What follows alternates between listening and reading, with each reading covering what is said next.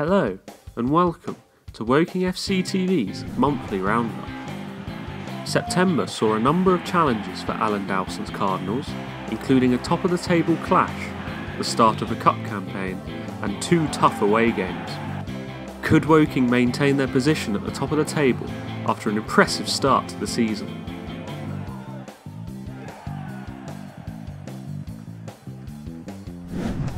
We start on the 1st of September. Billericay's owner Glenn Tamplin had hit the headlines once again after sacking popular manager Harry Wheeler a week before their visit to the Lafeway. Tamplin took charge in the dugout as Billericay sought an early advantage.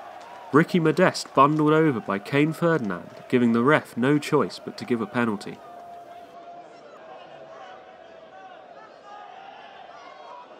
Jake Robinson, the league's top scorer, sent Shuttle the wrong way to get his 10th goal of the season.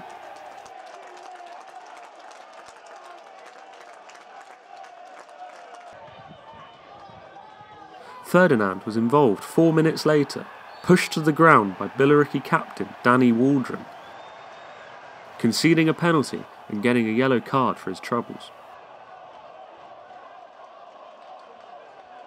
It was Kretschmar who put away another penalty for the Cards, an almost instant reply.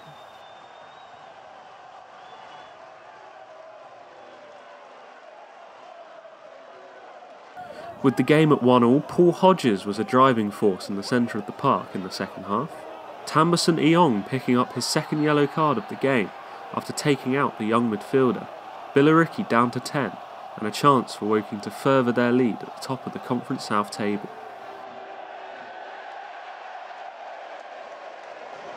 And a winning goal soon followed.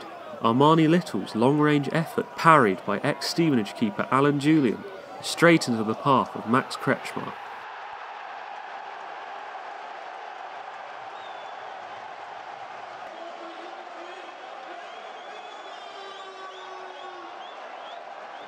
In the last few minutes, Simon Walton's flick-on found Adam Coombs, who headed straight into the keeper's arms from 3 yards out, a glorious chance to draw level. But it was Woking who gained all 3 points, with Billericay losing their second game of the season. Following the match, Glenn Tamplin resigned as manager and owner, only to return a week later and hire manager Dean Brennan from Hemel Hempstead. And apart from a 10-minute spell at the end where I thought we'll stop you again, giving the ball away too cheaply, I thought we played the best football we've played all season. And I thought we dug in at a time when we went 1-0 down against a good team. I thought we dug in well, so I'm pleased. Yeah, I thought the lads really dug in the first half, tried to get it down when they could and play, and then come out second half. We come out strong, so that set the tone in the second half, and then we kept going and kept trying to play, and finally we got our reward. A week later, and another trip to Essex for Woking. Concord Rangers' great start to the season had been halted by 2 heavy losses, with Woking looking to take advantage of Sammy Moore's side and their poor form. Woking had the first chance a few minutes in, Hodges turning his man before his cross was deflected towards the home goal and against the post. Just before the half-hour mark and the Cards were ahead, Nicky Wheeler's deep cross found Kretschmar, who headed it across goal, Greg Lure tapping home for his first goal of the season. Concord came out fighting in the second half. A long throw by Jed Smith fell to Alex Wall, who remarkably put it over the bar so close to the goal line.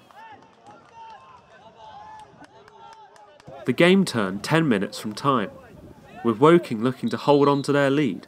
Substitute Dwayne Ofori Achimpong was booked for kicking the ball away from the ex-Woking keeper Sam Besant. Moments later he was booked again for dissent after a brief conversation with the referee. Woking down to 10 men.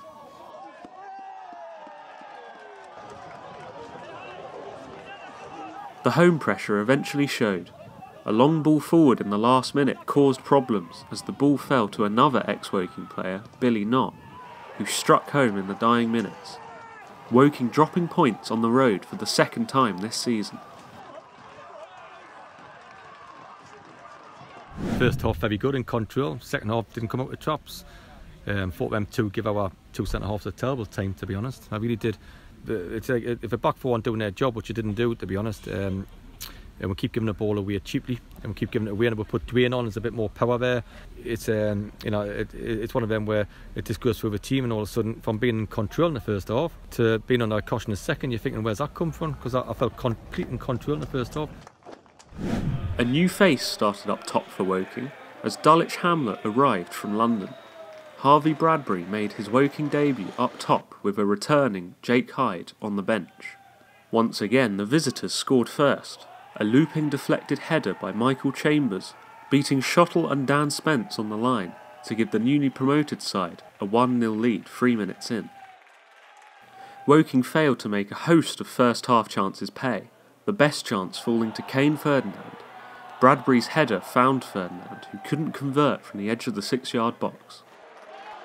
Martin Tyler raced to the ground after commentary duty at Wembley earlier in the afternoon, as he managed to arrive just in time to see Bradbury open his Woking account, the loanee getting on the end of a long ball to get his first goal in front of the LGS stand.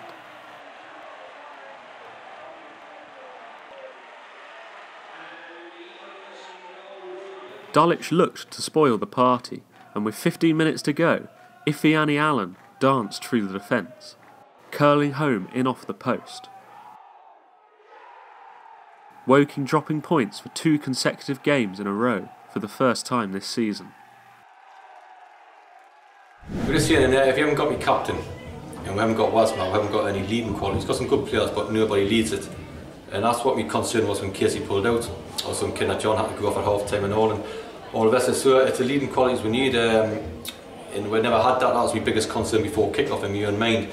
So to concede after 30 seconds when we just got to defend it, that's all we've got to do.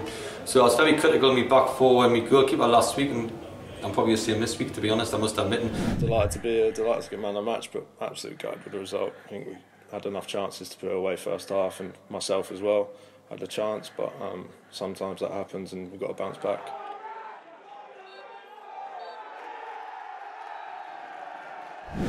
Woking's academy side looked to get their FA Youth Cup campaign off to a good start in midweek, as Scott Harrison's youngsters took on South Park in a first qualifying round match. Woking scored twice either side of the half-hour mark to take a 2-goal lead, Lucas Watkins and Michael Fecks with the goals. However, the visitors staged an impressive comeback to swing the tie. An instant reply in the first half and a neat finish in the second set up South Park for a last-minute winner, poking the ball home to steal the tie and progress to the next round.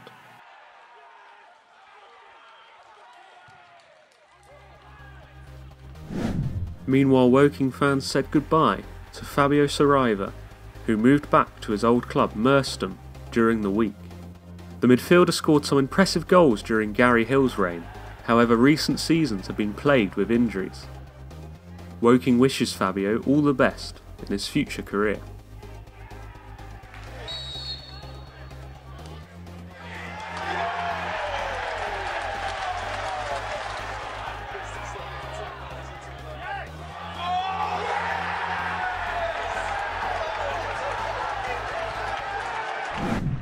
Time for some much needed FA Cup action to take a break from the tough league schedule.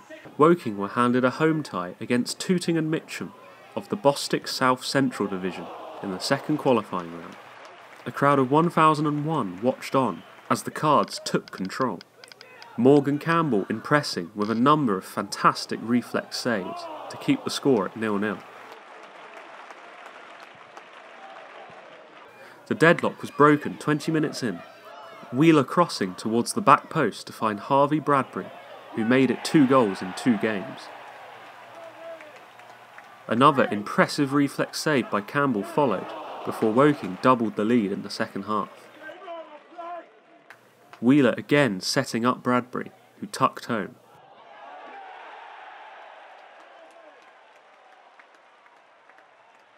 Tooting and Mitcham did have a few chances of their own to pull one back. Isaiah Jones' deflected effort hitting the post. It was Bradbury, however, who grabbed the headlines, chipping home from 25 yards to gain a hat-trick, an incredible feat for the 19-year-old. The rout was completed in stoppage time, Bradbury's Oxford teammate Armani Little tucking home from outside the box to send Woking comfortably through to the next round.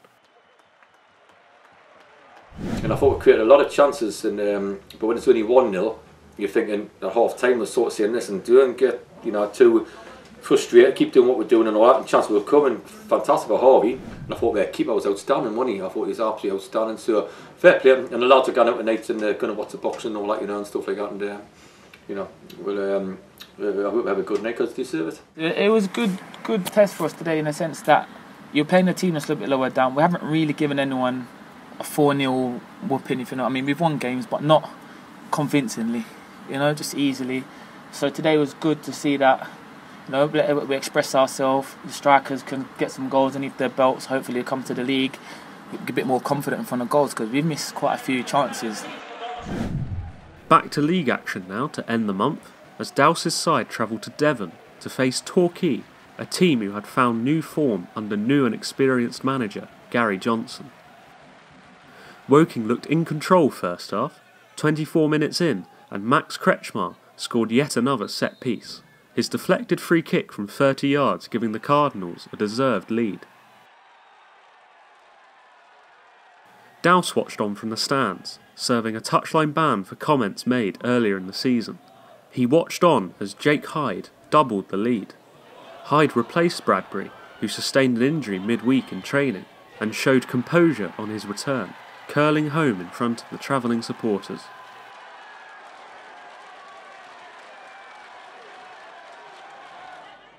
After the break, however, Woking seemed to fade away, Torquay missing a host of chances before clawing one back 10 minutes from time. Jamie Reid recovering to strike the ball into the corner past debuting keeper Craig Ross, brought in midweek after a spell at Barnet last season. Woking almost regained their 2-goal cushion immediately, Reggie Young's cross finding Lure, who headed just wide. The Cards couldn't hang on, Reid grabbing the equalising goal after rounding Ross 5 minutes from time to keep up Gary Johnson's unbeaten record.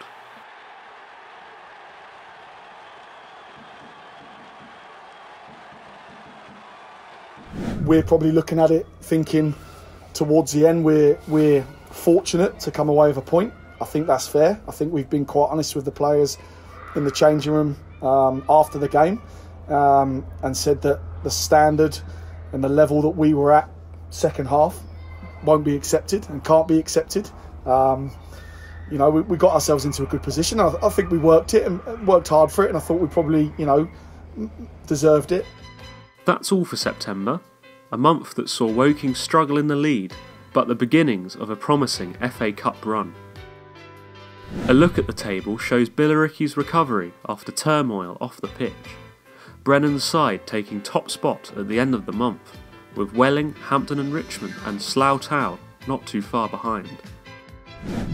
The home games come thick and fast next month as Halloween approaches.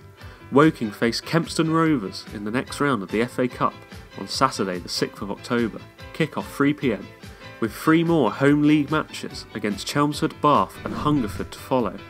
Please check out our website for the latest news and any changes to the fixture list, as we hope to progress in the FA Cup, and make sure to make your way down to the Laithwaite Community Stadium to cheer on the Cards as they look to regain their top spot at the top of the table. Thanks for watching. Be sure to check out our social media pages in the description below to keep up with the latest news around the club, and of course our YouTube channel, Woking FC TV. I'm off to get a lozenge. To play us out, the team took part in a Biffa Bin challenge for our sponsors at a recent training session earlier in the month, as Dowse explains. So the challenge is from a little area here in the yellow to get it in the Biffa Bin. Okay, we've already had Greg Liwat get it in. Obviously on a Saturday he struggles to get in the back of the net, but he can't get it in the bin. Okay, so hopefully if we 1 or 2 more you can do the same again tonight. So good luck to everybody on the Biffa challenge. Bertie Schotter, goalkeeper, known as BFG. Well done, Bertie, pathetic. Good, let's go. Adam Rivers, goalkeeper, known as the Addy Boy. You're all going half volley? Yeah, half volley. Josh Casey, left back, captain. Oh. It's the worst advertising I've ever seen in my life. I'll tell you what. Oh! Sure says yes. Team third tonight, midfield. Oh, that one. Yeah, we go. Come on, eh? Get high and all this stuff, didn't you, last year? Let's go.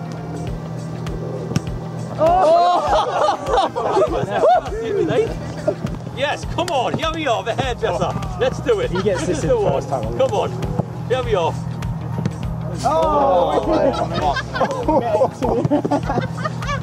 Bit of Vicky when I'm back. Push it in the temple, done it? Greg, he wanted to go. Oh, sorry. Oh!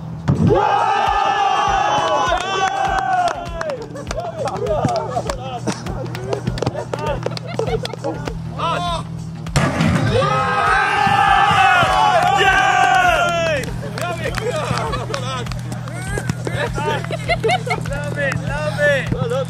Yes, come on, one more. Yes. Get in there! Obviously, Biff challenge went very well. 95 shots, not one got it in, apart from young Adam, our mascot, if you like. So very good all round, and I've won £100 off Josh Casey as well for not doing it, so I'm delighted about tonight. So thanks very much for coming, and thanks for Biff. Fantastic. Okay.